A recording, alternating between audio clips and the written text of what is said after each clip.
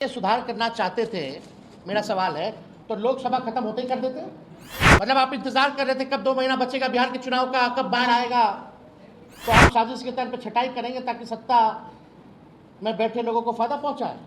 You are saying that within 1 month the whole SIR should be completed. You have not even given training to the BLOs.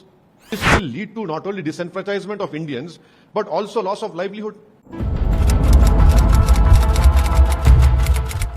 चुनाव आयोग ने बिहार में voter list को update करने के लिए विशेष गहन संशोधन शुरू किया है। इसमें लगभग 8 करोड़ वोटरों की जांच हो रही है। प्रक्रिया 25 जून से शुरू होकर 30 सितंबर 2025 तक खत्म होगी, जिसमें बूथ लेवल ऑफिसर BLO घर घर जाकर जांच करेंगे। 2003 से पहले रजिस्टर्ड 4.96 करोड़ वोटरों को सिर्फ एक फॉर्म भरना है, लेकिन 2003 के बाद रजिस्टर्ड 2.93 करोड़ वोटरों को अपनी और कुछ मामलों में माता पिता की नागरिकता साबित करने के लिए जन्म प्रमाण पत्र जैसे दस्तावेज देने होंगे। बिहार में कई लोग, खासकर गरीब, ग्रामीण और प्रवासी मजदूर के पास जन्म प्रमाण पत्र जैसे कागजात नहीं है। सिर्फ 75% जन्म रजिस्टर्ड हैं। आधार या राशन कार्ड जैसे आम दस्तावेज स्वीकार नहीं किए जा रहे, जिससे लाखों लोग वोटर लिस्ट से हट सकते हैं। विपक्ष का कहना है कि ये एक छिपा हुआ राष्ट्रीय नागरिक रजिस्टर यानी NRC है, जो गरीबों, अल्पसंख्यकों और दलितों को निशाना बना सकता है। 8 करोड़ वोटरों की जांच 25 दिनों में करना असंभव है।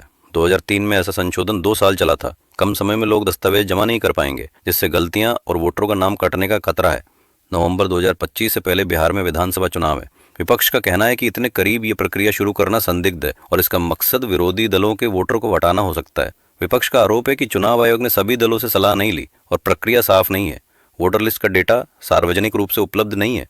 तेजस्वी यादव ने सवाल उठाया, 2024 के लोकसभा चुनाव में यही लिस्ट ठीक थी, अब अचानक बदलाव क्यों? उनका कहना है कि ये बीजेपी को फायदा पहुंचाने की कोशिश है। असदुद्दीन ओवैसी ने इसे NRC का छिपा रूप बताया, जो बिहार के बाद अन्य राज्यों में लागू हो सकता है। विपक्ष की मांग है कि प्रक्रिया रोकी जाए, पारदर्शी तरीके से सभी दलों से बातचीत हो और आधार जैसे आसान दस्तावेज स्वीकार किए जाएं। चुनाव आयोग का कहना है कि यह वोटर लिस्ट को साफ करने के लिए जरूरी है, ताकि गलत वोटर जैसे विदेशी या मृत लोग हटाए जा सकें। 77,815 BLO और 20,000 C3 अतिरिक्त कर्मचारी तैनात किए गए हैं। गरीबों व कमजोर वर्गों की मदद के लिए स्वयं सेवक भी तैनात किए गए हैं। विपक्ष का मानना है कि इस विशेष गहन संशोधन से लाखों लोग वोट देने से वंचित हो सकते हैं और ये लोकतंत्र के लिए खतरा है। वे इसे चुनावी धांधली का हिस्सा मानते हैं। दूसरी तरफ चुनाव आयोग इसे लिस्ट साफ करने का जरूरी कदम बता रहा है।